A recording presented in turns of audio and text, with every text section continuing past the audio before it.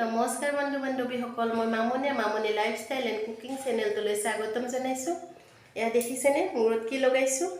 মূৰত জেতুকা লগাইছোঁ। অকল জেতুকাই নহয়, জেতুকাৰ লগত বহুত কেইবিধ সামগ্ৰী। এইটো যি লগাইছোঁ এইখিনি মূৰৰ নানান সমস্যাৰ ৰামবাণ ঔষধ। মোৰ নিজৰ অভিজ্ঞতাৰ পৰা কৈছোঁ, গতিকে আপোনালোকে এইখিনি ব্যৱহাৰ কৰিব। ডক্তৰী ভাষাত কি হ'লে কি ক'ব লাগিব সেইখিনি ক'ব মই নাজানো, গতিকে এইখিনি লগাই যিখিনি মই সুফল পাইছোঁ সেইখিনি আপোনালোকৰ লগত ভিডিঅ' আকাৰে শ্বেয়াৰ কৰিছোঁ।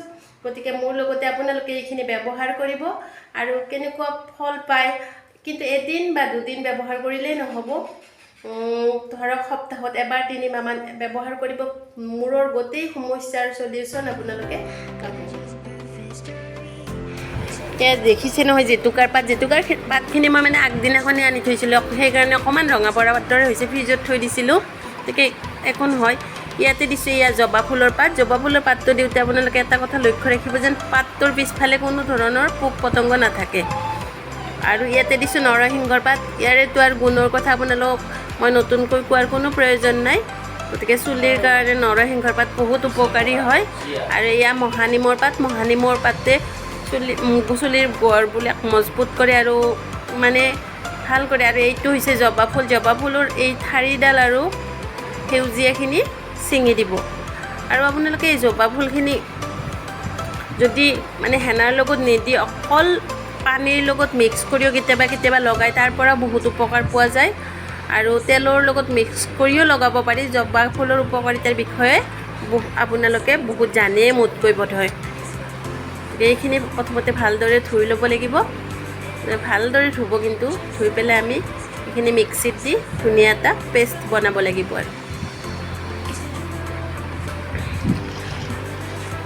ইয়াতে আৰু দুবিধমান সামগ্ৰী দিব আছে। এইটো পিঁয়াজটো মই কাটি পেলাই দিছোঁ। এইখিনি তিল, কলা তিলখিনিও দিব।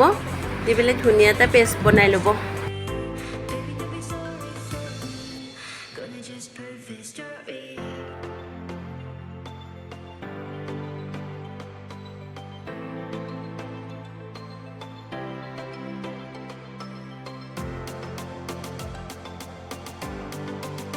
ইয়াতে এবিধ সামগ্ৰী আমি ব্যৱহাৰ কৰিম, সেইটো হৈছে নাৰিকলৰ তেল। অকণমান ইয়াতে নাৰিকলৰ তেল ব্যৱহাৰ কৰিব।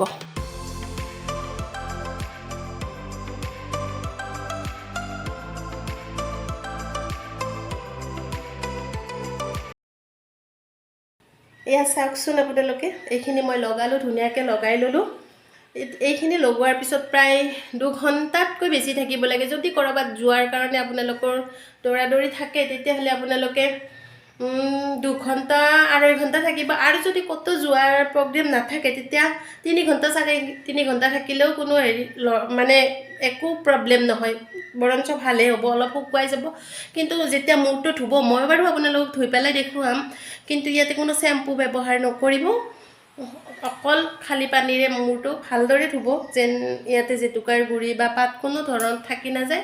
আৰু এটা ষ্টেপ আছে, এইটো ষ্টেপ ৰাতি যেতিয়া শোৱাৰ আগতে তেল লগাব লাগিব। সেই তেল লগোৱা প্ৰচেছটোও মই দেখুৱাম। আৰু মই নাৰিকলৰ তেল লৈছোঁ।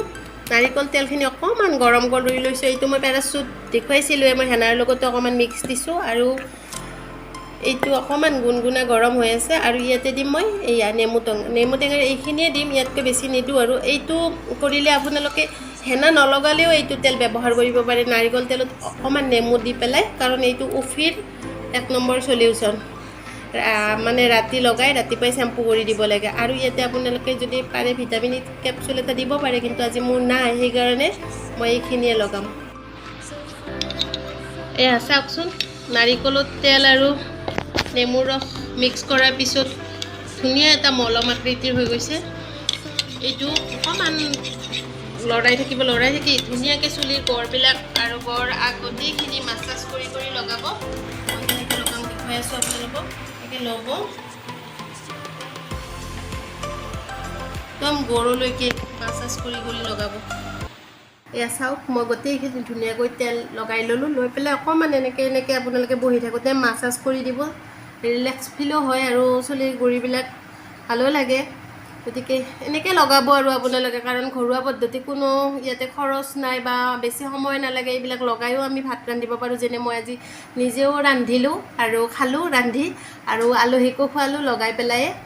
গতিকে লগাব যদিহে ভিডিঅ'টো চাই ভাল পায় প্লিজ লাইক এটা কৰি দিব কমেণ্ট কৰিব শ্বেয়াৰ কৰিব আৰু যদি ফেচবুকত চাই আছে ফেচবুক পেজটো ফ'ল' কৰি দিব আৰু ইউটিউবত চালে প্লিজ ইউটিউব চেনেলটো ছাবস্ক্ৰাইব কৰি দিব আজিলৈ এৰিছোঁ নমস্কাৰ